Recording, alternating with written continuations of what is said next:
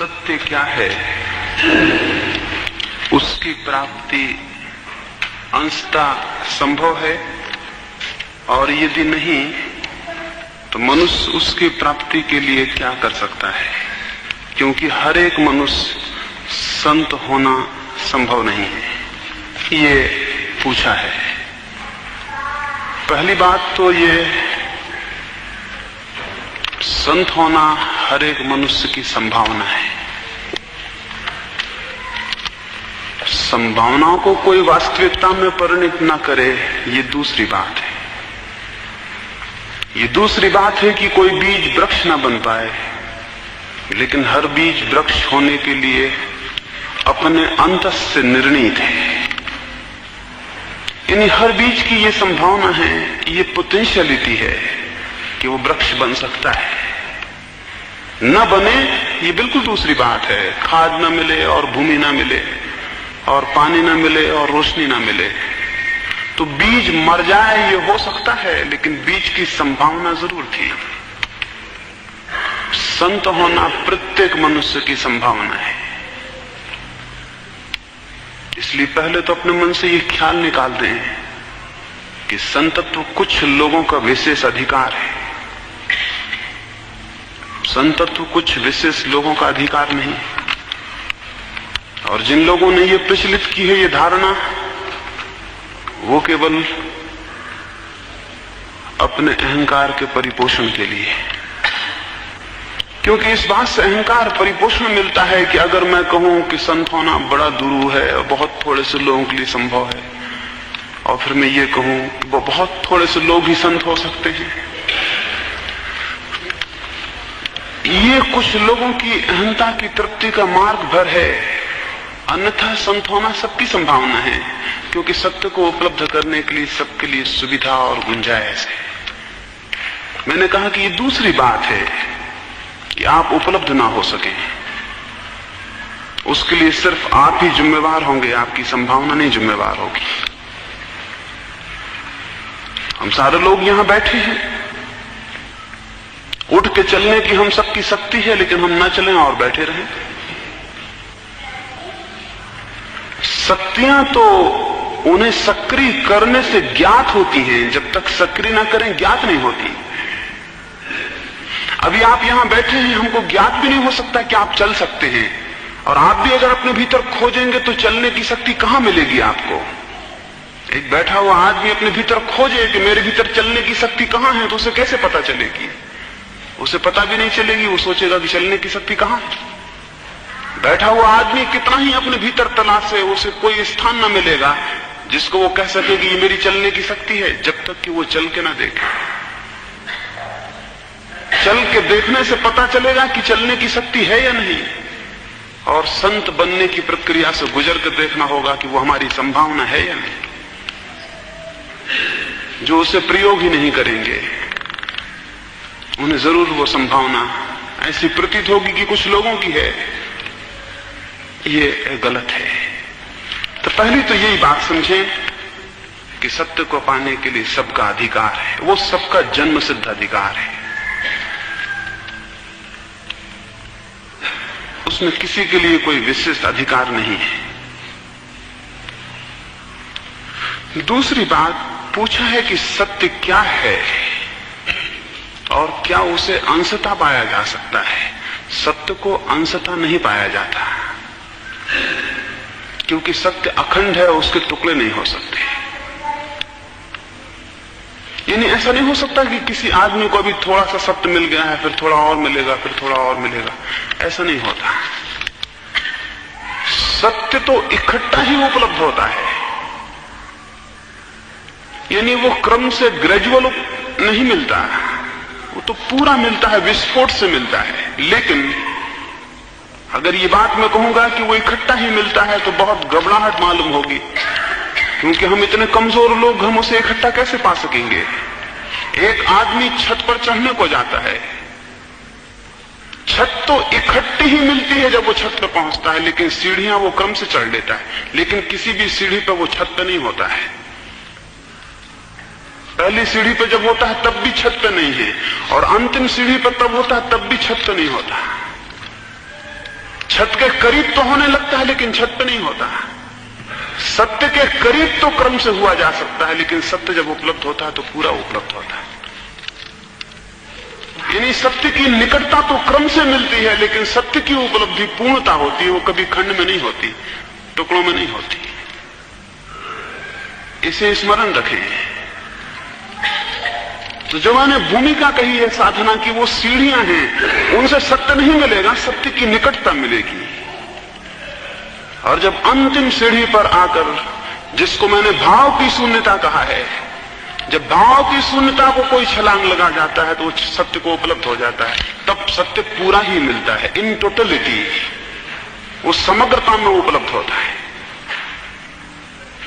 परमात्मा के खंडित अनुभव नहीं होते, परमात्मा का अनुभव अखंड होता है, लेकिन परमात्मा तक पहुंचने का रास्ता जो है वो बहुत खंडों में विभाजित है। इसे स्मरण रखें, सत्य तक पहुंचने का रास्ता क्रमिक है और खंडों में विभाजित है, लेकिन सत्य विभाजित नहीं है। इसलिए ऐसा ना सोचें कि हम कमजोर लोग पूरे सत्य को कैसे पा सकेंगे। अगर वो थोड़ा थोड़ा मिलता होता तो शायद हम पा भी लेते। नहीं, हम भी उसे पा सकेंगे, क्योंकि रास्ता थोड़ा थोड़ा ही चलना होता है। कोई भी रास्ता इकट्ठा नहीं चला जाता है, कोई भी रास्ता इकट्ठा नहीं चला जाता है, रास्ता थोड़ा थोड़ा ही चला जाता है, लेकिन मंजिल हमेशा इकट्ठी मिलती है, मंजिल थोड़ी थोड़ी नहीं मिलती है। इसे स्मरण रखेंगे। और फिर पूछा कि सत्य क्या है। उसे शब्दों में बताने का कोई उपाय नहीं है। आज तक मनुष्य की वाणी से नहीं कहा जा सका, और ऐसा नहीं है कि भविष्य में कहा जा सकेगा। ऐसा नहीं है कि पीछे मनुष्य के पास भाषा इतनी समृद्ध ना थी कि वो नहीं कह सका, और आगे कह सकेगा, कभी नहीं कहा जा सकेगा। उसका कारण है, मनुष्य की जो भाषा विकसित हुई है वो उसके लोक व्यवहार के लिए हुई है। भाषा का जन्म लोक व्यवहार के लिए हुआ है, भाषा का जन्म सत्य को प्रकट करने के लिए नहीं हुआ।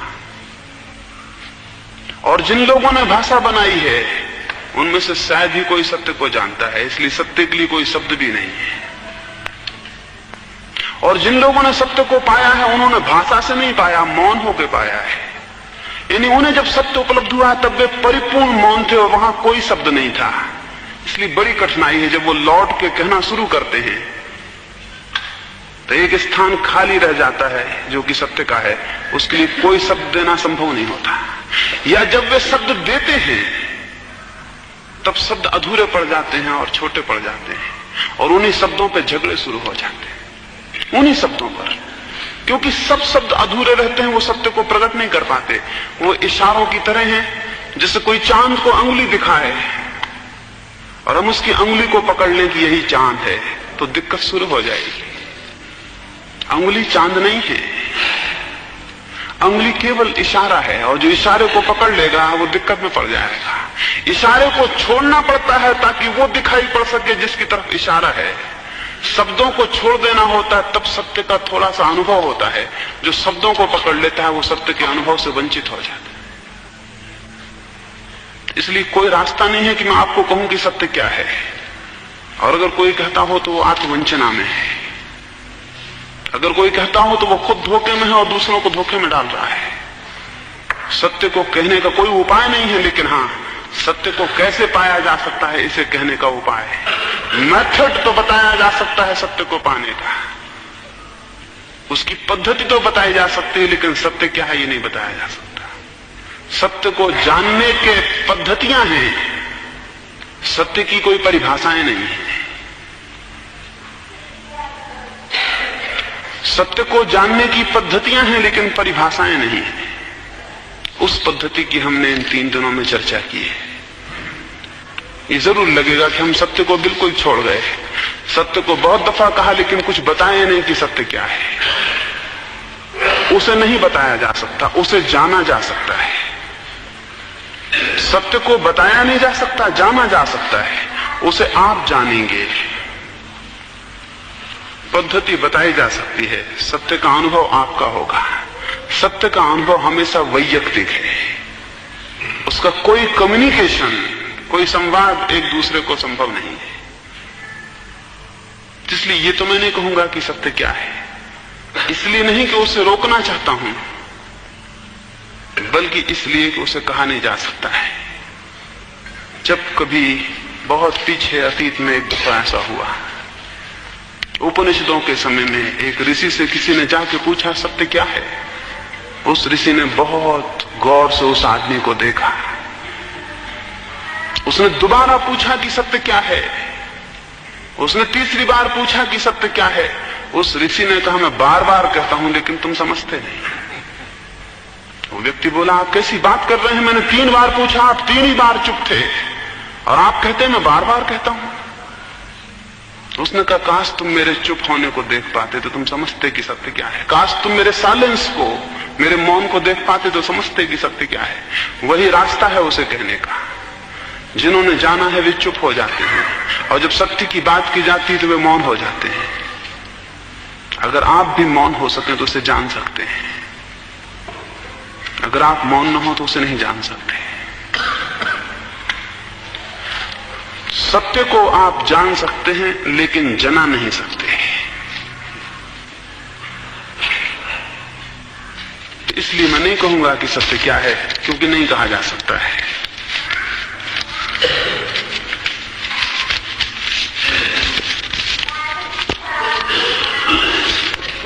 फिर पूछा है कि जन्म जन्मांतरों के कर्मों के फलस्वरूप ही मनुष्य कर्म जीवन बंधा हुआ है, तो फिर इस जन्म में मनुष्य के अधिकार में क्या है।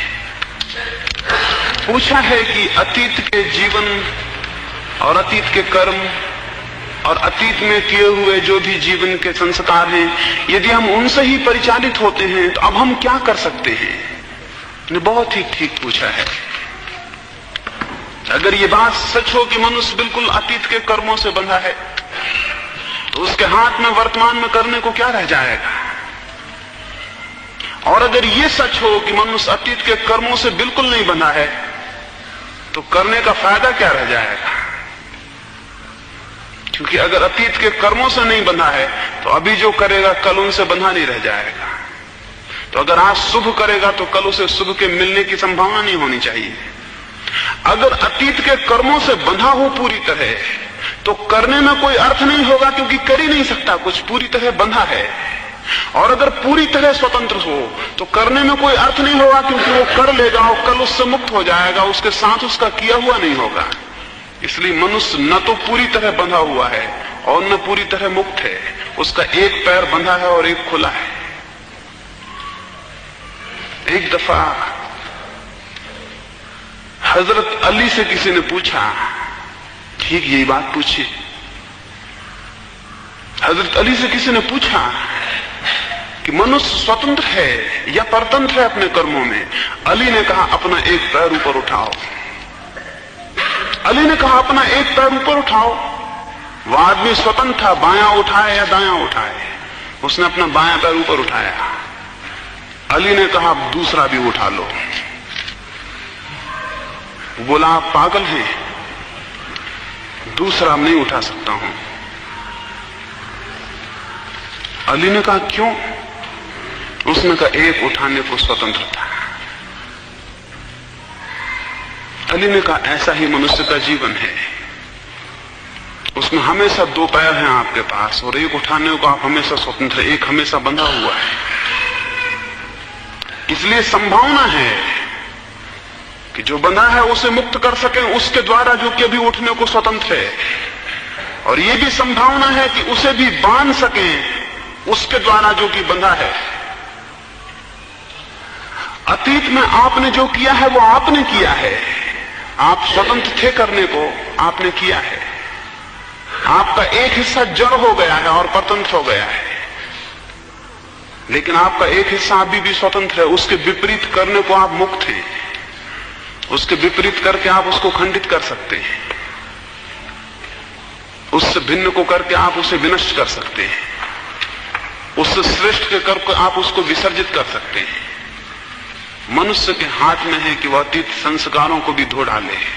आपने कल तक क्रोध किया था तो क्रोध करने को आप स्वतंत्र थे। निश्चित ही जो आदमी 20 वर्षों से रोज क्रोध करता रहा है वो क्रोध से बंध जाएगा। बन जाने का मतलब यह है कि एक आदमी जिसने 20 साल से क्रोध किया है निरंतर, वो एक दिन सुबह सो के उठता है और अपने बिस्तर के पास अपनी चप्पलें नहीं पाता। एक ये आदमी और एक वो आदमी जिसने 20 सालों से क्रोध नहीं किया, वो भी सुबह उठता है और बिस्तर के पास अपनी चप्पलें नहीं पाता। किसमें इस बात से क्रोध के पैदा होने की संभावना अधिक है? उस आदमी में जिसने 20 साल से क्रोध किया, क्रोध पैदा होगा। इस अर्थों में वो बंधा है क्योंकि 20 साल की आदत तत्क्षण उसमें क्रोध पैदा कर देगी कि जो उसने चाहा था वो नहीं हुआ। इस अर्थों में वो बंधा है कि 20 साल का एक संस्कार उसे आज भी वैसे ही काम करने को प्रेरित करेगा कि करो जो तुमने निरंतर किया है। लेकिन क्या वो इतना बंधा है कि क्रोधित न हो, ये उसकी संभावना नहीं? इतना कोई कभी नहीं बंधा है। अगर वो इसी वक्त सचेत हो जाए तो रुक सकता है और क्रोध को न आने दे, ये उसकी संभावना है। आए हुए क्रोध को परिणित कर ले, ये उसने। और अगर वो ये करता है तो 20 साल की आदत थोड़ी दिक्कत तो देगी, लेकिन पूरी तरह नहीं रोक सकती है, क्योंकि जिसने आदत बनाई थी अगर वो खिलाफ चला गया है तो वो तोड़ने के लिए स्वतंत्र है। 10-5 दफे के प्रयोग करके वो उससे मुक्त हो सकता है। कर्म बांधते हैं लेकिन बांध ही नहीं लेते। कर्म जकड़ते हैं लेकिन जकड़ ही नहीं लेते। उनकी जंजीरें हैं लेकिन सब जंजीरें टूट जाती हैं। ऐसी कोई जंजीर नहीं है जो ना टूटे, और जो ना टूटे उसको जंजीर भी नहीं कह सकेंगे। जंजीर बांधती है लेकिन सब जंजीरें खुलने की क्षमता रखती हैं। अगर ऐसी कोई जंजीर हो जो फिर खुल ही ना सके, उसको जंजीर भी नहीं कह सकिएगा। जंजीर वही है जो बांध भी सके और खोल भी सके। तो कर्म बंधन है इसी अर्थों में कि निर्बंधन भी हो सकता है, और हमारी चेतना हमेशा स्वतंत्र है। हमने जो कदम उठाए हैं, हम जिस रास्ते पर चल के आए हैं, उस पर लौटने को हम हमेशा स्वतंत्र हैं। तो अतीत आपको बांधे हुए है लेकिन भविष्य आपका मुक्त है। एक पैर बंधा है और एक खुला है। अतीत का एक पैर बंधा हुआ है, भविष्य का एक पैर खुला हुआ है। आप चाहें तो इस भविष्य के पैर को भी उसी दिशा में उठा सकते हैं जिसमें आपने अतीत के पैर को बांधा है। आप बंधते चले जाएंगे। आप चाहें तो इस भविष्य के पैर को अतीत की दिशा से विपरीत उठा सकते हैं। आप खुलते चले जाएंगे। यह आपके हाथ में है। उस स्थिति को हम मोक्ष कहते हैं जहां दोनों पैर खुल जाएं, और उस स्थिति को हम परिपूर्ण निम्नतम नरक कहेंगे जहां दोनों पैर बंध जाएं। इस वजह से अतीत से घबराने की जरूरत नहीं है, न पिछले जन्मों से घबराने की जरूरत है। जिसने वे कदम उठाए थे वो अब भी कदम उठाने को स्वतंत्र है।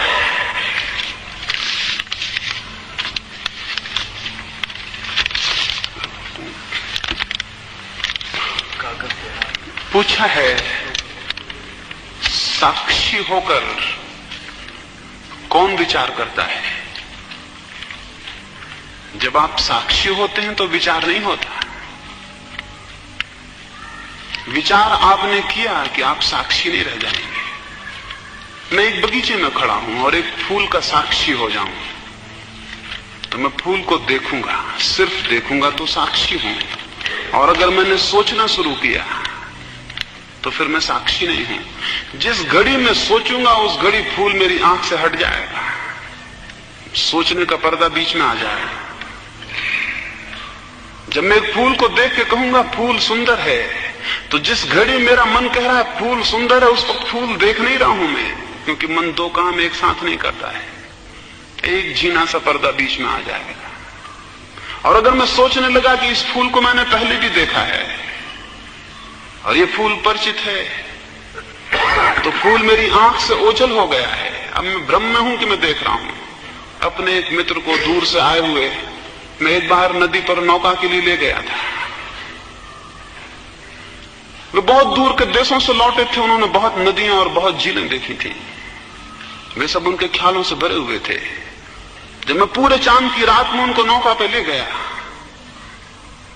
तो वे स्विट्जरलैंड की झीलों की बातें करते रहे और कश्मीर की झीलों की बातें करते रहे। जब हम घंटे भर बाद वापस लौटे तो उन्होंने रास्ते में मुझसे कहा कि जहां आप ले गए थे वो जगह बड़ी रम्य थी। मैंने कहा आप बिल्कुल झूठ बोलते हैं, उसको आपने देखा भी नहीं। क्योंकि मैं पूरे वक्त अनुभव किया कि आप स्विट्जरलैंड में हो सकते हैं, कश्मीर में हो सकते हैं, जिस नाव में हम बैठे थे वहां आप नहीं थे। और तब मैं आपसे ये भी कह देना चाहता हूं, मैंने उनको निवेदन किया कि जब आप स्विट्जरलैंड में रहे होंगे तो आप कहीं और रहे होंगे, और जब आप कश्मीर में रहे होंगे तो आप उस झील पर न रहे होंगे जिसकी आप बातें कर रहे हैं।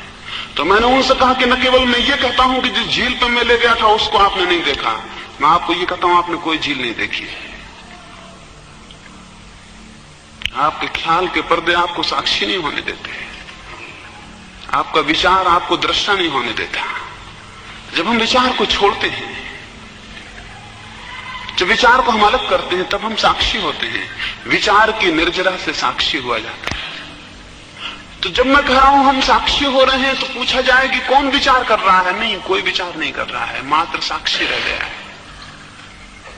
और वो मात्र साक्षी जो है हमारा, वही हमारी अंतरात्मा है। अगर आप परिपूर्ण साक्षी की स्थिति में रह जाएं कि कोई विचार की तरंग नहीं उठती है, कोई विचार की लहर नहीं उठती है, तो आप अपने में प्रवेश करेंगे। वैसे ही जैसे किसी सागर पर कोई लहर ना उठती हो, कोई लहर ना उठती हो, कोई कंपन ना आता हो, तो उसकी सतह शांत हो जाए और हम उसकी सतह में झांकने में समर्थ हो जाएं। विचार तरंग है और विचार बीमारी है, और विचार एक उत्तेजना है। विचार की उत्तेजना को खोकर हम साक्षी को उपलब्ध होते हैं। तो जब हम साक्षी होते हैं तब विचार कोई भी नहीं करता है, और जब हम विचार करते हैं तब हम साक्षी नहीं रह जाते। विचार और साक्षी में विरोध है। इसलिए हमने पूरा प्रयास किया इस ध्यान की पद्धति को समझने में। हम असल में विचार छोड़ने को प्रयोग किए हैं, और जो हम प्रयोग कर रहे हैं उसमें हम विचार को छीन करके छोड़ रहे हैं, ताकि वो स्थिति रह जाए जब विचार तो नहीं है और विचारक है। विचारक से मतलब जो विचार करता था वो तो मौजूद है, लेकिन विचार नहीं कर रहा है।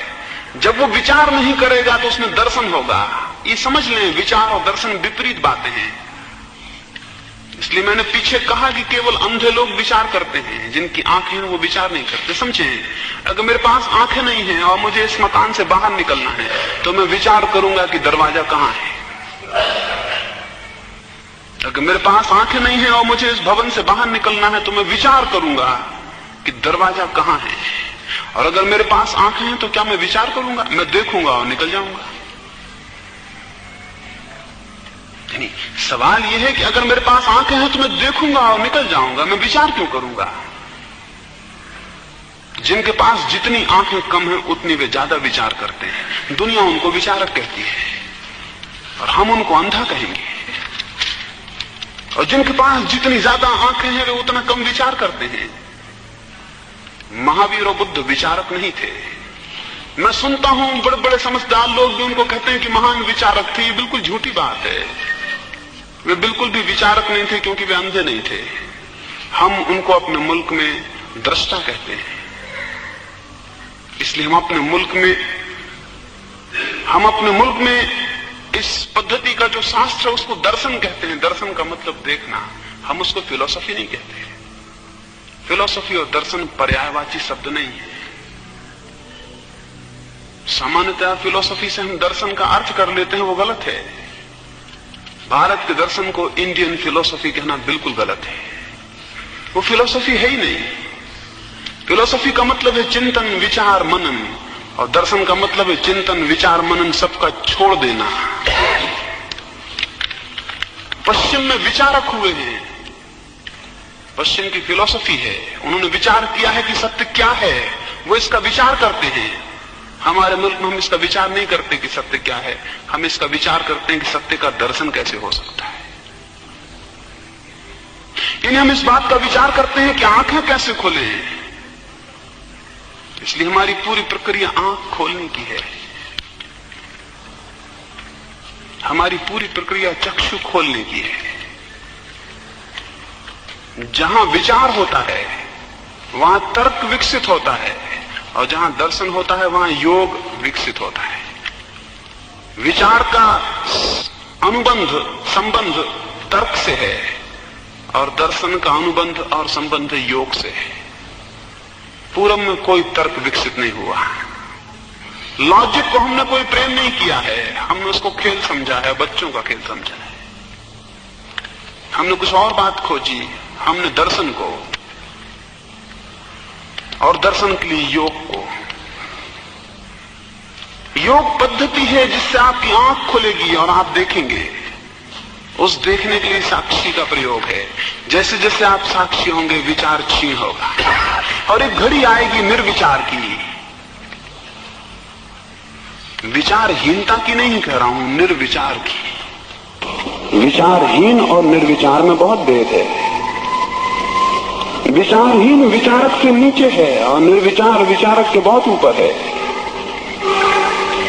निर्विचार का अर्थ है उसके चित्त में तरंगे नहीं है और चित्त शांत है और देखने की क्षमता उस शांति में पैदा होती है। और विचारहीन का मतलब है कि उसे सोचते नहीं कि क्या करे। तो मैं विचारहीन होने को नहीं, निर्विचार होने को कह रहा हूं। विचारहीन वो है जिसको सूझता नहीं, निर्विचार वो है जिसको सिर्फ सूझता भर है, जिसे दिखाई पड़ता है। तो साक्षी आपको ज्ञान की तरफ ले जाएगा, स्वयं की आत्मा की तरफ ले जाएगा। ये जो हमने प्रयोग श्वास के या ध्यान के साक्षी को जगाने के लिए किए हैं, ये मात्र इसलिए ताकि किसी भी भांति हम उस क्षण का अनुभव कर सकें जब हम तो होते हैं और विचार नहीं होता है। अगर एक क्षण को भी वो निर्मल क्षण उपलब्ध हो जाए जब हम तो हैं और विचार नहीं है, तो आप जीवन में किसी बड़ी अद्भुत संपत्ति को उपलब्ध हो जाएंगे। उस तरफ चलें और उसके लिए चेष्टा करें और अपनी समग्र शक्ति को जोड़कर उस घड़ी की आकांक्षा करें जब चेतना तो होगी लेकिन विचार नहीं होगा। जब चेतना विचार शून्य होती है तब सत्य का दर्शन होता है, और जब चेतना विचार से भरी होती है और दबी होती है तब सत्य का दर्शन नहीं होता। जैसे आकाश मेघाच्छन्न हो तो सूरज छिप जाता है, ऐसे जब चित्त विचारों से आच्छन्न होता है तो स्वयं की सत्ता छिप जाती है। और सूरज को देखना हो तो मेघों को वितरित और विसर्जित कर देना होगा और उनको हटा देना होगा ताकि सूरज झांक सके। वैसे ही विचारों को हटा देना होगा ताकि स्वयं की सत्ता की प्रतीति और अनुभव हो सके।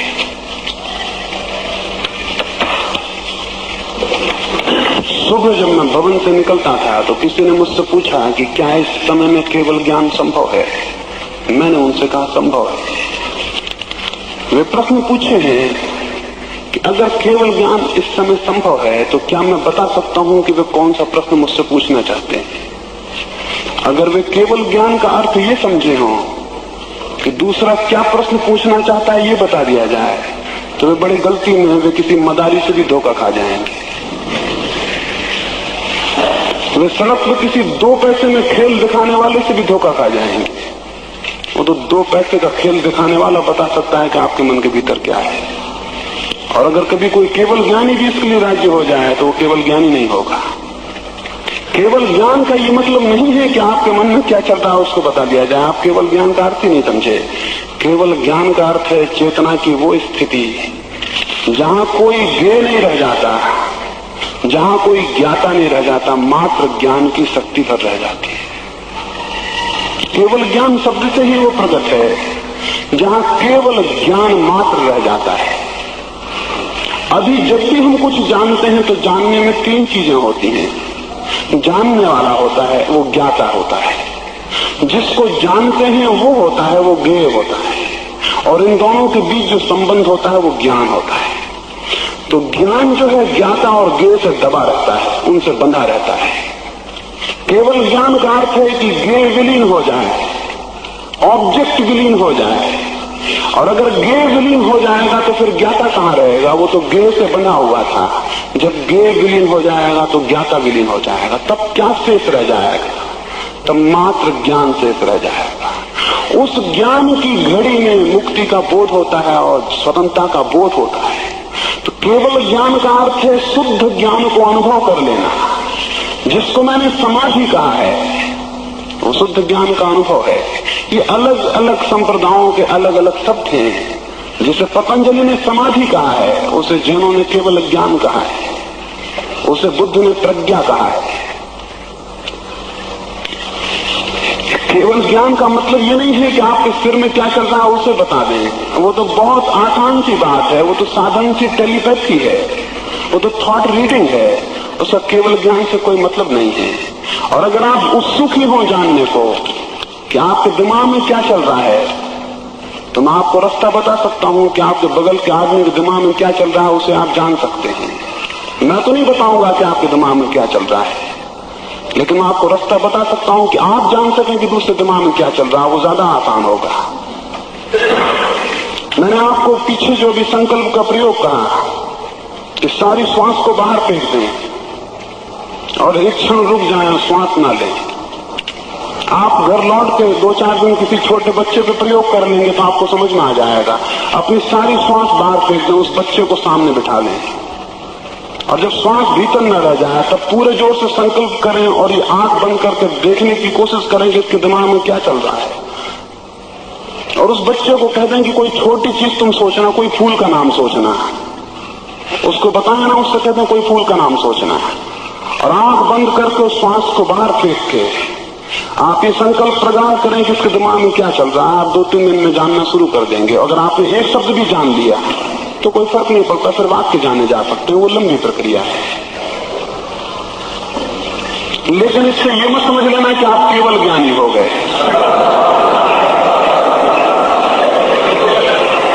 इससे केवल ज्ञान का कोई मतलब नहीं है। ये मन पर्याय ज्ञान है, दूसरे के मन में क्या चल रहा है उसे पढ़ लेना, और इसके लिए धार्मिक होने की भी कोई जरूरत नहीं है और साधु होने की भी कोई जरूरत नहीं। पश्चिम में काफी जोर से काम चला हुआ है, वहां ढेर साइकिक सोसाइटीज बनी हुई हैं जो टेलीपैथी पर और थॉट रीडिंग पर काम कर रही हैं, और सब वैज्ञानिक रूप से सब नियम बनाए जा रहे हैं। 150 वर्षों में हर डॉक्टर उसका प्रयोग करेगा, हर शिक्षक उसका प्रयोग करेगा, हर दुकानदार उसका प्रयोग कर सकेगा कि ग्राहक क्या पसंद करेगा, इसको जान सकेगा, और उस सबका शोषण में उपयोग होगा। और वो केवल ज्ञान बिल्कुल नहीं, वो केवल एक टेक्निक है। वो अभी टेक्निक अधिक लोगों को ज्ञात नहीं, इसलिए आपको ऐसा मालूम होता है। थोड़ा प्रयोग करेंगे तो आप हैरान हो जाएंगे, कुछ समझ में आ सकता है, पर उसे केवल ज्ञान नहीं है। केवल ज्ञान बड़ी दूर की बात है। केवल ज्ञान का तो मतलब है शुद्ध ज्ञान की चरम स्थिति को अनुभव कर लेना। उस अवस्था में अमृत का, और जिसे मैंने सच्चिदानंद कहा, उसका बोध होता है। समाधि के सिवा क्या परमात्मा का मिलन संभव है? नहीं संभव है। समाधि तो केवल द्वार है। जिसे कोई कहे कि क्या बिना द्वार के इस मकान के अंदर आना संभव है, तो हम क्या कहेंगे? हम कहेंगे नहीं संभव है। और अगर वो कहीं से दीवार तोड़ के भी आ जाए तो हम कहेंगे वो द्वार हो गया। सवाल क्या है इससे? अगर हम कहें कि इस मकान में द्वार से आए के सिवा कोई रास्ता नहीं है, और वो किसी दीवार को तोड़ कर अंदर आ जाए, तो हम कहेंगे वो रास्ता हो गया, वो द्वार हो गया। लेकिन इस मकान में बिना द्वार के आना संभव नहीं है। किसी भी भांति आए द्वार से आएंगे, समझदार होंगे तो सीधे चले आएंगे, ना समझ होंगे कहीं दीवार तोड़ेंगे। समाधि के बिना कोई रास्ता नहीं है। समाधि तो द्वार है परमात्मा के प्रति, सत्य के प्रति, और बिना द्वार के मैं नहीं समझता कैसे जाएंगे। बिना द्वार के कभी कोई कहीं नहीं गया है। इसे स्मरण रखें। ऐसा न सोचें कि बिना समाधि के भी संभव हो जाएगा। मन हमारा ऐसा होता है कि और भी कोई सस्ता रास्ता हो। ये मतलब ये कि ऐसा रास्ता हो जिसमें चलना ही न पड़े। लेकिन सब रास्तों पे चलना होता है, चलने का मतलब ही तब भी रास्ते होते हैं। लेकिन हम चाहते हैं ऐसा द्वार हो जिसमें प्रवेश भी ना करना पड़े और पहुंच जाएं। तो ऐसा कोई द्वार नहीं होता जिसमें प्रवेश बिना किए आप पहुंचे।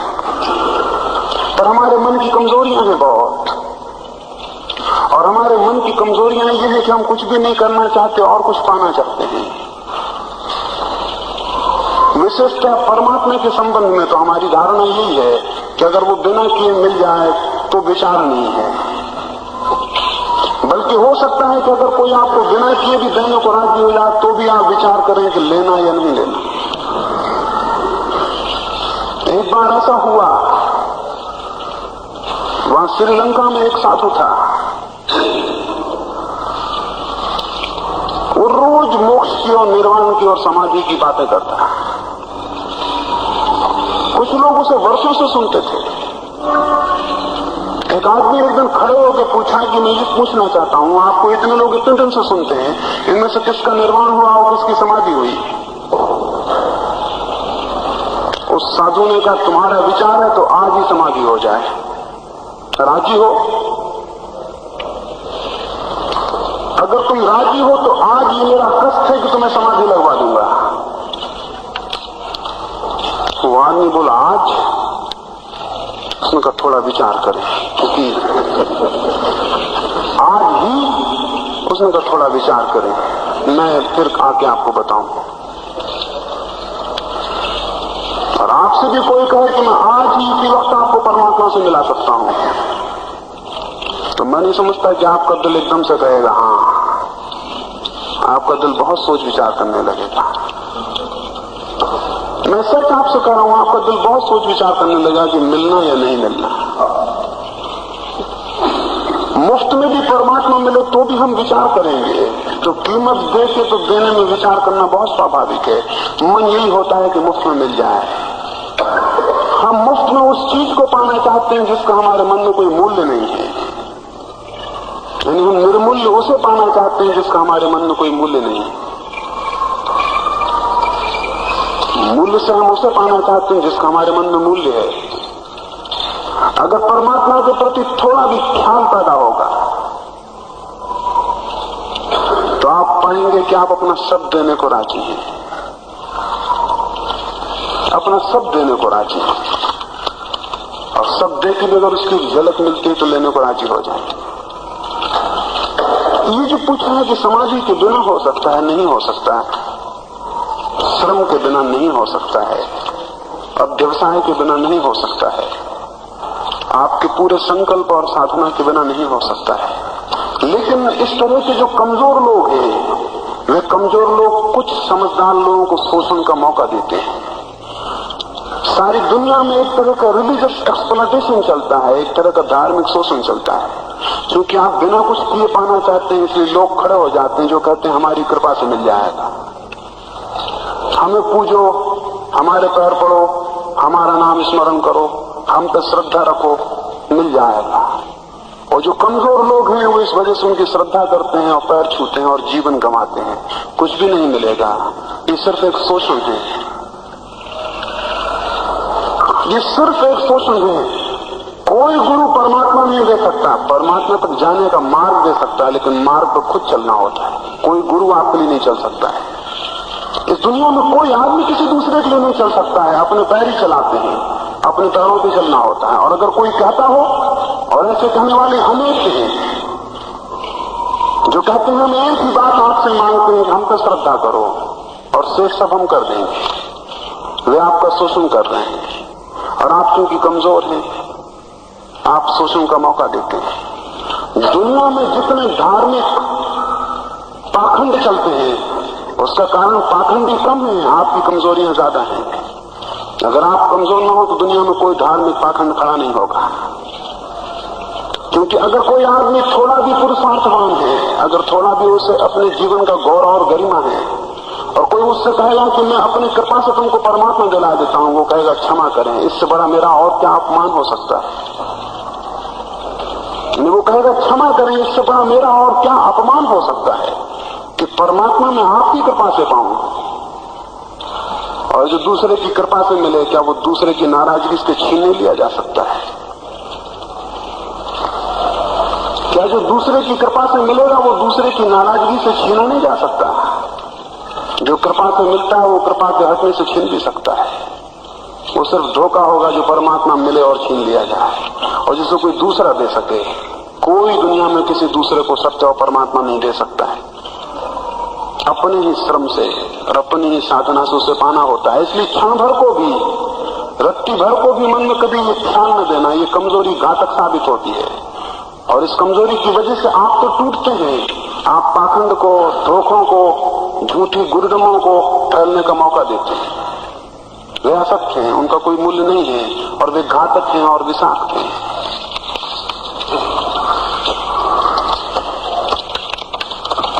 एक प्रश्न है कि अहंकार की शक्ति को किसमें परिणत किया जाए। मैंने पीछे आपको बताया कि अगर क्रोध की शक्ति पैदा हो तो उसे हम संपरिवर्तित कर सकते हैं सृजनात्मक रूप से।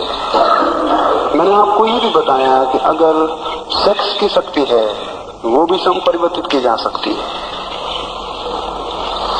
अहंकार उस अर्थों में शक्ति नहीं है जिस अर्थों में क्रोध, सेक्स, लोभ इत्यादि शक्तियां हैं। अहंकार उस अर्थों में शक्ति नहीं है। क्रोध कभी पैदा होता है, सेक्स का भाव भी कभी प्रबल होता है, लोभ भी कभी चेतना को पकड़ता है। अहंकार कभी नहीं, जब तक समाधि उत्पन्न न हो सदा आपके साथ होता है। वो शक्ति नहीं है, वो आपकी स्थिति है। इसे समझो फर्क को। अहंकार शक्ति नहीं है, वो आपकी स्थिति है। वो कभी पैदा नहीं होता, वो है आपके साथ, वो आपके सब कामों के पीछे खड़ा हुआ है। वो आपकी स्थिति है, उसके कारण बहुत सी चीजें पैदा होती हैं, लेकिन वो पैदा नहीं होता। अहंकार के कारण क्रोध पैदा हो सकता है। अगर आप अहंकारी हैं तो आप ज्यादा क्रोधी होंगे। अगर आप अहंकारी हैं तो आप ज्यादा यश लोलुप होंगे, लोभी होंगे, पद लोलुप होंगे। अगर आप अहंकारी हैं तो ये सारी बातें आप में पैदा होंगी। अहंकार के कारण ये शक्तियां पैदा होंगी आपके भीतर, लेकिन अहंकार आपकी चित्त की एक स्थिति है। और जब तक अज्ञान तब तक अहंकार होता है, और जब ज्ञान आता है तो अहंकार विलीन हो जाता है और उसकी जगह आत्मा का दर्शन होता है। अहंकार आत्मा को घेरे हुए एक आच्छन्न पर्दा है। आत्मा को घेरे हुए अहंकार एक पर्दा है। वो शक्ति नहीं है, अज्ञान है। उसके द्वारा बहुत सी शक्तियां पैदा होती हैं, उस अज्ञान के द्वारा। और अगर उनका हम विनाशात्मक उपयोग करें तो अहंकार की स्थिति और मजबूत होती चली जाती है। और अगर उन पैदा हुई शक्तियों का हम सृजनात्मक क्रिएटिव उपयोग करें तो अहंकार की शक्ति क्षीण होती चली जाती है, अहंकार की स्थिति क्षीण होती चली जाती है। अगर सारी पैदा की हुई शक्तियों का सृजनात्मक उपयोग हो तो एक दिन अहंकार विलीन हो जाता है। और जब अहंकार का धुआं विलीन हो जाता है तो नीचे पता चलता है आत्मा की लौ है।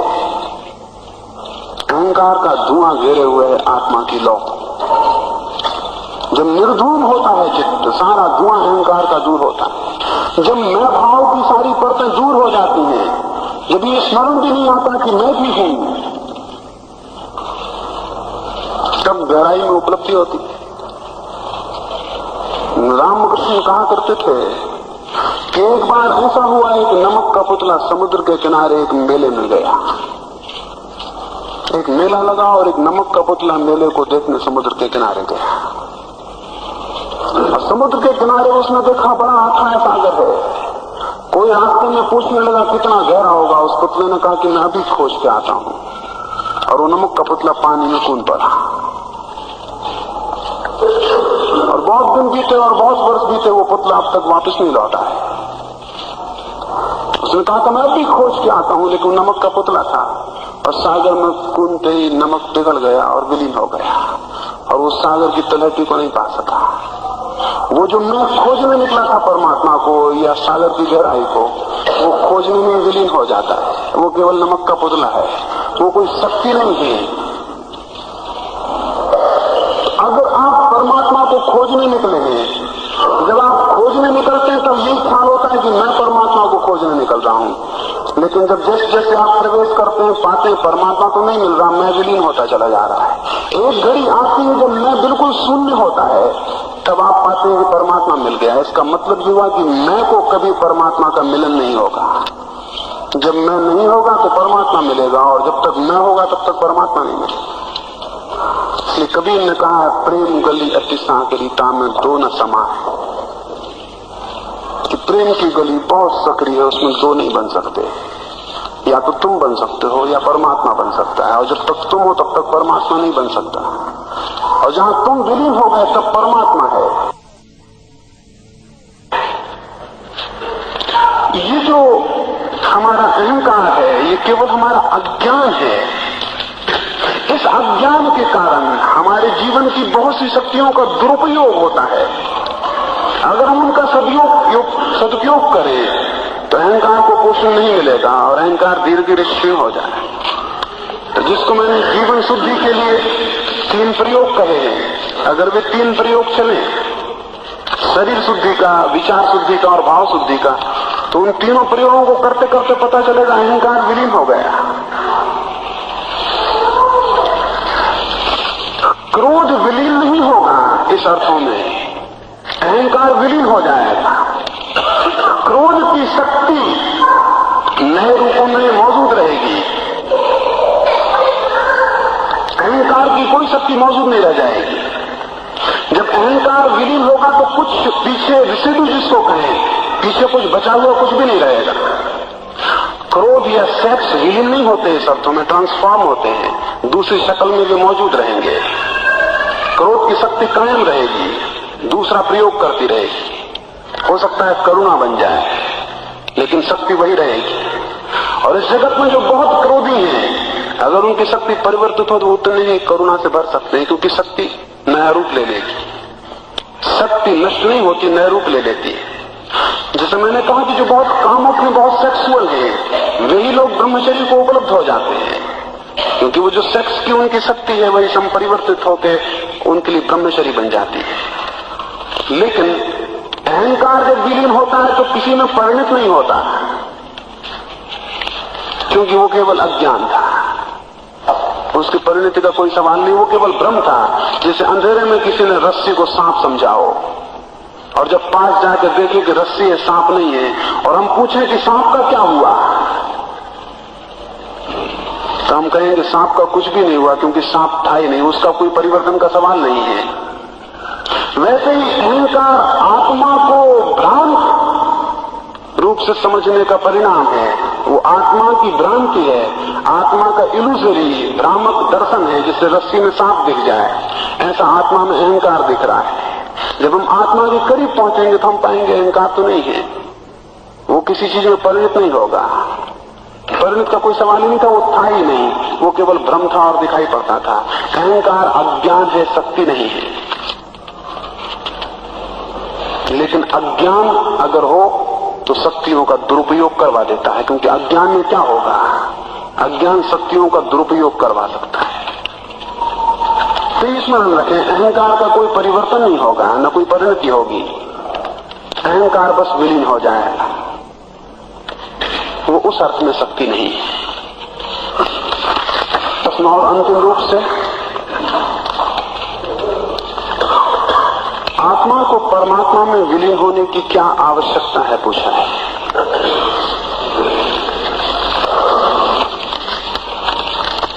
पूछा है आत्मा को परमात्मा में विलीन होने की क्या आवश्यकता है। अच्छा होता पूछा होता आत्मा को आनंद में विलीन होने की क्या आवश्यकता है। अच्छा होता पूछा होता आत्मा को स्वस्थ होने की क्या आवश्यकता है। अच्छा होता पूछा होता आत्मा को अंधकार के बाहर प्रकाश में जाने की क्या आवश्यकता है। आत्मा को परमात्मा में विलीन होने की आवश्यकता इतनी ही है कि जीवन दुख और वेदना से तृप्त नहीं होता है। यानी किसी भी स्थिति में जीवन दुख को स्वीकार नहीं कर पाता है और आनंद का आकांक्षी होता है। परमात्मा से अलग होकर जीवन दुख है, परमात्मा में होकर वो आनंद हो जाता है। प्रश्न परमात्मा का नहीं, प्रश्न आपके भीतर दुख से आनंद में उठने का है, आपके भीतर अंधकार से आलोक में उठने का है।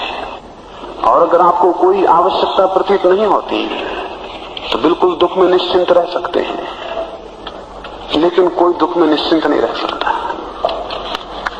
दुख स्वरूपता अपने से दूर हटाता है और आनंद स्वरूपतया अपने प्रति खींचता है। दुख हटाता है, आनंद खींचता है। संसार दुख है, परमात्मा आनंद है। परमात्मा से मिलन की आवश्यकता कोई धार्मिक आवश्यकता नहीं है। परमात्मा से मिलन की आवश्यकता स्वरूपगत आवश्यकता है। इसलिए दुनिया में यह हो सकता है कोई परमात्मा को इनकार करता हो, लेकिन आनंद को कोई इनकार नहीं करेगा। इसलिए मैं ये कहना शुरू किया हूं कि जगत में कोई भी नास्तिक नहीं है। नास्तिक केवल वही हो सकता है जो आनंद को अस्वीकार करता हो। जगत में प्रत्येक व्यक्ति आस्तिक है। इस अर्थों में आस्तिक है कि प्रत्येक आनंद का प्यासा है। दो तरह के आस्तिक हैं, एक सांसारिक आस्तिक, एक आध्यात्मिक आस्तिक। एक जिनकी आस्था संसार में है कि इसके द्वारा आनंद मिलेगा, एक जिनकी आस्था इस बात में है कि आध्यात्मिक जीवन के विकास से आनंद मिलेगा। जिनको आप नास्तिक कहते हैं वे संसार के प्रति आस्तिक हैं, पर उनकी तलाश भी आनंद की है। वे भी आनंद को खोज रहे हैं और आज नहीं कल उन्हें जब दिखाई पड़ेगा कि संसार में कोई आनंद नहीं है तो सिवाय परमात्मा के प्रति उत्सुक होने की कोई रास्ता नहीं रह जाए। आपकी खोज आनंद की है, परमात्मा की खोज किसी की भी नहीं है। आपकी खोज आनंद की है। आनंद को ही हम परमात्मा कहते हैं, पूर्ण आनंद की स्थिति को हम परमात्मा कहते हैं। आप जिस घड़ी पूर्ण आनंद की स्थिति में होंगे उस घड़ी परमात्मा है। यानी मतलब ये कि जिस घड़ी आपकी कोई आवश्यकता शेष न रह जाएगी उस घड़ी आप परमात्मा है। पूर्ण आनंद का मतलब जब कोई आवश्यकता शेष नहीं है। अगर कोई शेष है तो दुख शेष रहेगा। जब आपकी कोई आवश्यकता शेष नहीं है तब आप पूर्ण आनंद में हैं और तभी आप परमात्मा में हैं। पूछा है कि परमात्मा में होने की आवश्यकता क्या है। इसको मैं ऐसा कहूं, आवश्यकताएं हैं इसलिए परमात्मा में होने की आवश्यकता है। जिस दिन कोई आवश्यकता नहीं रह जाएगी उस दिन परमात्मा में होने की कोई जरूरत नहीं रह जाएगी, आप परमात्मा हो जाएंगे। हर आदमी आवश्यकताओं से मुक्त होना चाहता है। अगर ऐसी स्वतंत्रता की घड़ी चाहता है जहां कोई आवश्यकता का बंधन ना हो, जहां वो हो, अखंड हो और पूर्ण हो और उसके पार पाने को कुछ शेष न रह जाए, कुछ हटाने को छोड़ने को शेष न रह जाए, वैसी अखंड और पूर्ण स्थिति परमात्मा है। परमात्मा से मतलब नहीं है कि कहीं कोई ऊपर बैठे हुए हैं सज्जन और उनके आपको दर्शन होंगे, वो आप पर कृपा करेंगे और आप उनके चरणों में बैठेंगे और जाके वहां स्वर्ग में मजे करेंगे। ऐसा कोई परमात्मा कहीं नहीं है। और अगर ऐसी परमात्मा की तलाश में हो तो ब्रह्म में है। ऐसा परमात्मा कभी नहीं मिलेगा, आज तक किसी को नहीं मिला है। परमात्मा चित्त की अंतिम आनंद की अवस्था है। परमात्मा कोई व्यक्ति नहीं है, अनुभूति है। यानी परमात्मा का साक्षात नहीं होता। साक्षात इस अर्थों में नहीं होता कि एनकाउंटर हो जाए कि आप गए मुठभेड़ हो गई उनसे, वो आपके सामने खड़े और आप उनको देख रहे हैं, निहार रहे हैं। ये सब कल्पनाएं हैं जो आप निहार रहे हैं। जब सारी कल्पनाएं चित्त छोड़ देता है और सारे विचार छोड़ देता है तब वो अचानक उसे उद्घाटन होता है कि सारे विश्व अखंड का, इस पूरे जगत का, ब्रह्मांड का वो एक जीवित हिस्सा मात्र है। उसका स्पंदन में सारे जगत के स्पंदन से एक हो जाता है। उसकी श्वास से सारे जगत से एक हो जाती है। उसके प्राण सारे जगत के साथ आंदोलित होने लगते हैं। उनमें कोई भेद, कोई सीमा नहीं रह जाती। उस घड़ी वो जानता है अहम ब्रह्मास्मि। उस घड़ी वो जानता है कि जिसे मैंने मैं करके जाना था वो तो सारे ब्रह्मांड का अनिवार्य हिस्सा, मैं ब्रह्मांड हूं। उस अनुभूति को हम परमात्मा कहते हैं। ये आपके प्रश्न पूरे हुए। उसके बाद थोड़े समय के लिए जो लोग उत्सुक हैं 2-4 मिनट अकेले में मिलने को, वो अकेले में मिल लें। उन्हें कुछ जो अकेले में पूछना हो वो अकेले में पूछ लें।